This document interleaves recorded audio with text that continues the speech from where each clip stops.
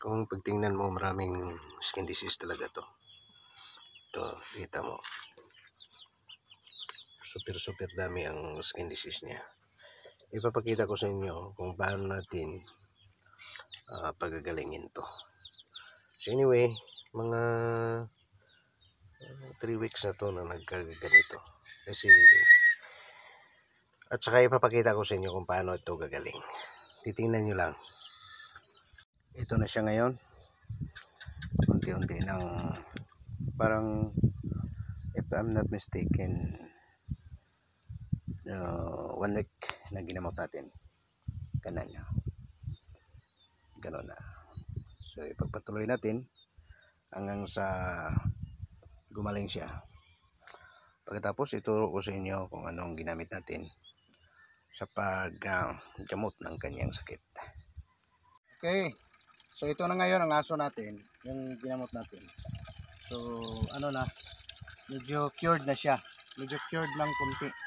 Ito, kunti na lang ang mga kati-kati niya, pati ito medyo cured na siya, kaso lang may naiwan pang kunti at saka hindi pa tumubo ang balahibo niya.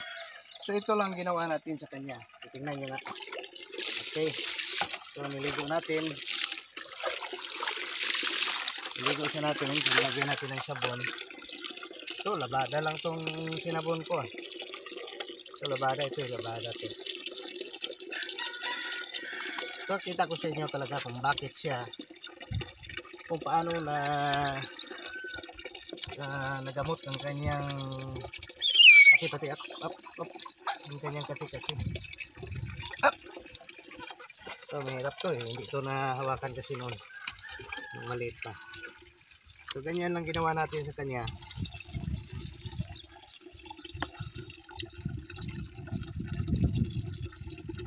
Yan, ligo natin.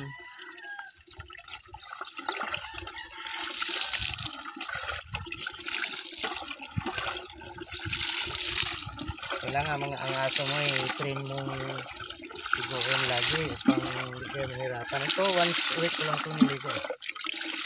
Every week niligo natin. Ngunit ito ang paggamit natin. Ano ko sa inyo, napakita ko sa inyo. Yan. Ito ang pang-last natin na sabon. Ito na nilagay natin sa katawan niya upang gumaling ang kanyang mga kati-kati. Ito na talaga ang gamot sa kati-kati niya. Yan. Tingnan nyo ng maigi. Yung maraming mga kati-kati niya, pagkikita nyo to balang araw, gagaling na to. Okay, ito. Okay. Pag magaling na to, sasabihin ko sa inyo ang pangalan ng gamot na inilagay ko sa kanyang balat. Ayan, wag muna nating ibibigay. So manood muna kayo hanggang sa dulo ng video natin upang malalaman ninyo kung ano ang gamot na inilagay natin. So ito na ang panggamot natin. Wala tayong ibinigay kahit ano sa katawan niya, dahil pag dinala mo to sa veterinarian, tiyak na libo-libo ang gagastusin mo. Ngunit pag ito lang ang igagamot mo sa kanya, ano lang, piso-piso lang ang ano niyan. Piso-piso lang ang ano niyan, price nito. Okay, so titingnan nyo hanggang sa dulo ng video natin upang malalaman nyo kung ano ang pangalan ng sabon na yan. So kita ko sa inyo ang pangalan. Okay, next. Aso na ginamot natin, ito na siya. So papaliguan ko na naman siya nito after. So, ito, gumaling na itong mga ano niya, mga skin disease niya noon. Papaliguan naman natin. Ito pa, mayroon pang hindi pa ano niya, kunti na lang.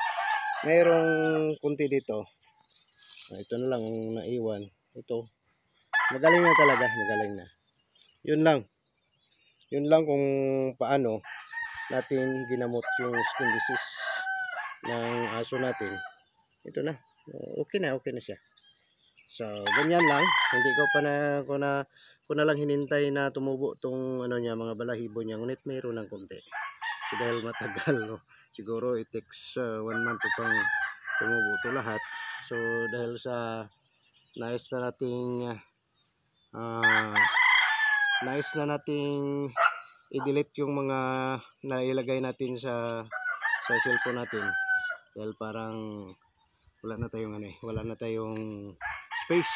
So, ina-upload ko na lang upang may delete ko yung mga nanon natin na i-save natin doon. So, baka upang malalaman ninyo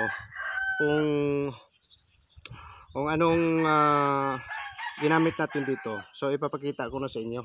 So, dito, pag inano nyo sa doktor, siguro, sa mga veterinarian, hindi ko rin alam kung magkano ang magastos ninyo. So, siguro hindi bababa ng 500 to 1,000 or more than that, dahil sa skin disease yan. Kahit dito sa atin, nakuha lang natin ng medyo mura lang. So, ipapakita ko sa inyo ang gamot na ginamot natin. Ipapaligo lamang ninyo sa kanya. Ililiguin nyo lang siya. Yung aso, ililiguin nyo lang na ang gagamitin nyo ay sabon upang makamura kayo sa vet. Ngunit pag mayroon kayong pera, di better na pupunta kayo sa mga veterinarian. Ito ang gamot na ginamit ko. Ito ang sabon na ginamit ko. Ito lang ang bibilhin nyo. Ito. So, ano na to? Ilan to? Parang 40 ito, 40 pesos. Yan lang. So, very simple. Kahit ito lang sa dihol na sakit niya, maggamot nyo na. Isa nito, kung siya lang, isa nito, hindi nakaubos nito eh. So, liliguin mo lang dahil siyang aso, ay nililigo ko lang dito ng once a week. Once a week ko lang nilalagyan nito. Ngunit huwag mong banlawan. Kita ko sa inyo. Kita. O, ito, yan. Alam nyo na kung ano. Hindi ako nagpo-promote nito, ngunit itinuro ko sa inyo upang makakasave kayo. So, disadvantage to dahil yung mga veterinarian dito hindi na nakapera, ngunit for your own advantage dahil kukunti lang kayo rito sa sa YouTube channel natin. So, have a blessed day everyone. This is your friend Alfredo Galigo of this channel. Have a blessed day.